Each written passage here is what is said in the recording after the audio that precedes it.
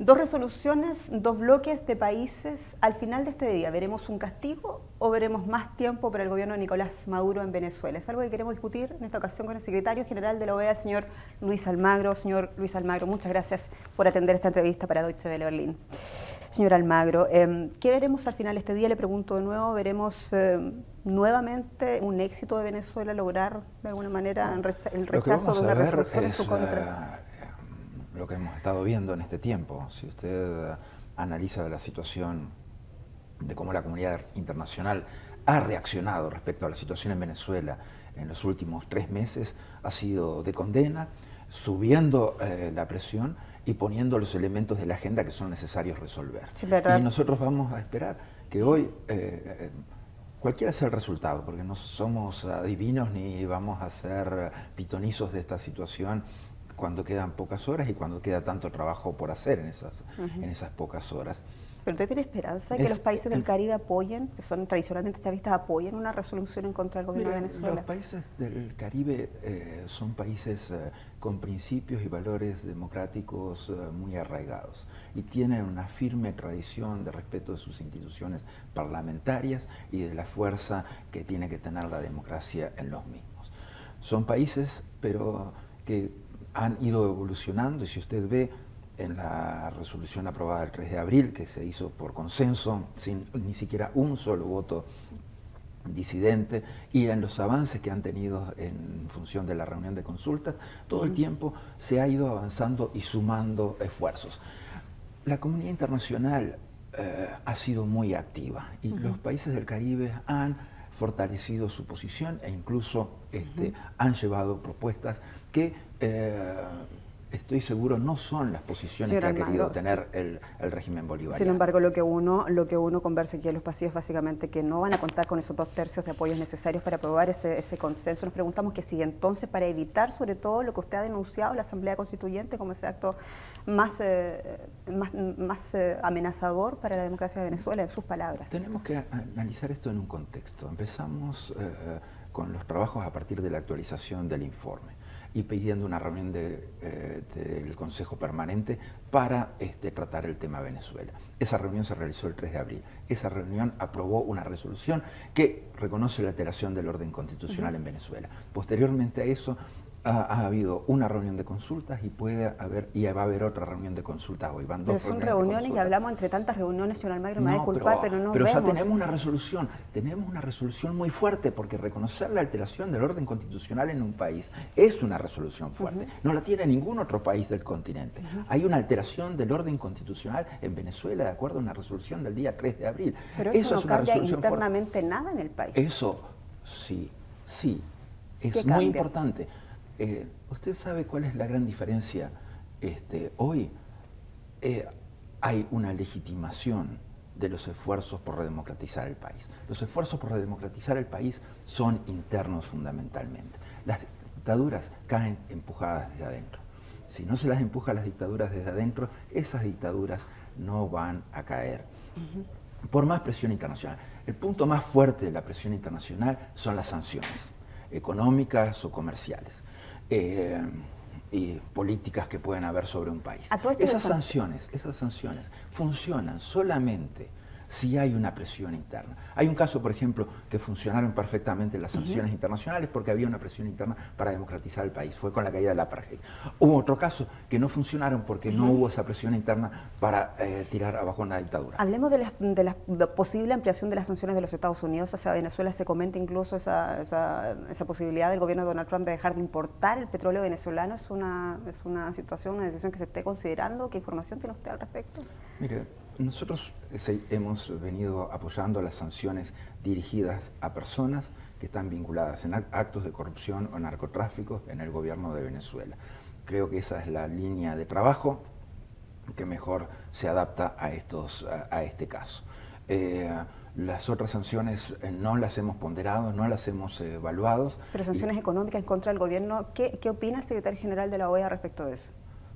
Sanciones económicas en contra de personas vinculadas al gobierno de Venezuela, estamos absolutamente a favor. Señor Almagro, Cuando usted ve la imposibilidad, pese a todo el escenario que usted nos relata, lo concreto es que no hay consenso al interior de la OEA respecto a Venezuela. Cuando usted ve este escenario, ¿usted hace alguna autocrítica, y se lo pregunto por lo que hemos escuchado de políticos, por ejemplo, como el presidente de Costa Rica, y ha dicho que su beligerancia ha hecho sobre todo más complicada la situación de mediación al interior del organismo? Mire, nosotros no hemos tenido una posición de beligerancia, todo lo contrario. Hemos sido muy profesionales y muy estrictos y claros y precisos a la hora de denunciar la situación en Venezuela. Pero sí, no hemos callado cuando hemos tenido que denunciar el golpe que se produjo por las sentencias del TCJ contra la Asamblea Nacional. No hemos callado cuando se tuvo la iniciativa de la Asamblea Nacional Constituyente. No hemos callado ante la muerte de ningún manifestante que ha sido asesinado en las calles. No hemos callado ante ningún preso, Eso está claro, señor Almagro. Ni ningún caso de tortura. La pregunta es su tono. Pero el tono es, si usted ve, es un tono que simplemente es absolutamente descriptivo de la situación y es absolutamente jurídico. Y eso es el planteo. Nosotros, creo que el esfuerzo nuestro ha sido poner los puntos importantes de la agenda sobre la mesa. Esos puntos importantes de la agenda no pueden ser soslayados. Sí. El silencio es cómplice de los presos políticos, es cómplice del asesinato, es cómplice de la tortura, es cómplice de la violación institucional.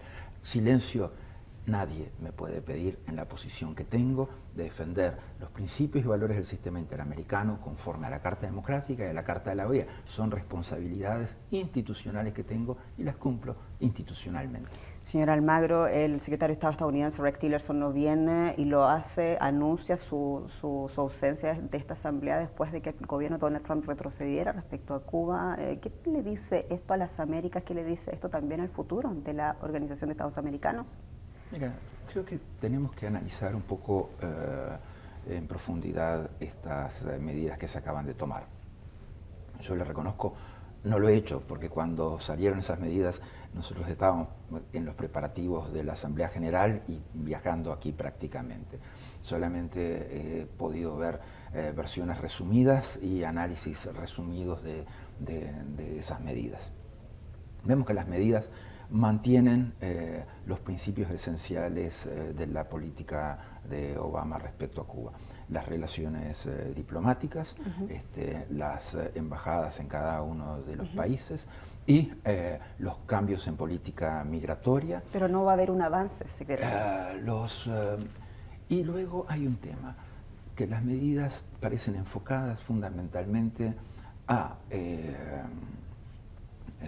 afectar aquellas empresas vinculadas al ejército, al aparato militar cubano.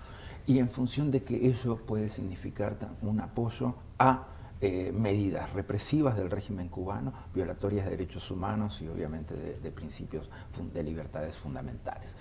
Entonces, por eso tenemos que analizar muy bien estas medidas, porque los violadores de derechos humanos tampoco pueden tener y juzgar su impunidad ante el mundo. Los violadores de derechos humanos definitivamente tienen que hacerse responsables de sus acciones. En ese punto de vista, ¿sí es válida la comparación que hace el presidente Donald Trump con Cuba y Venezuela? Mire, sí es válida, aunque sean dos situaciones diferentes. Venezuela es esencialmente un país democrático. Su pueblo, su gente tiene reflejos democráticos. Su pueblo hoy está en las calles pidiendo libertad y democracia, está pidiendo elecciones, está pidiendo que se resuelva la situación humanitaria.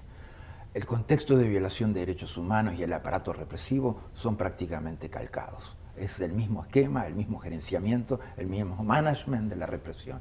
Una represión que sistemáticamente ha matado manifestantes, 1 o 2 por manifestación, 1 o 2 por manifestación, 1 o 2 por manifestación.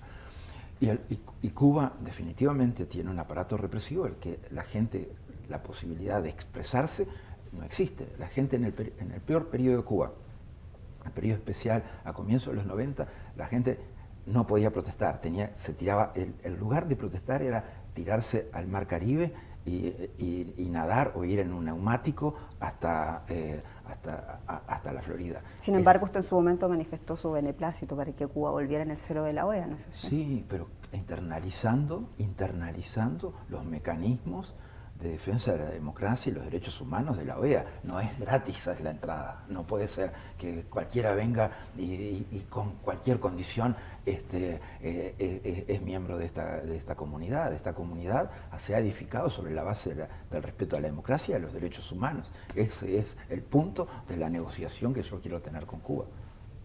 Señor Luis Almagro, secretario general de la OEA, muchas gracias por esta entrevista. Un gran placer, encantado.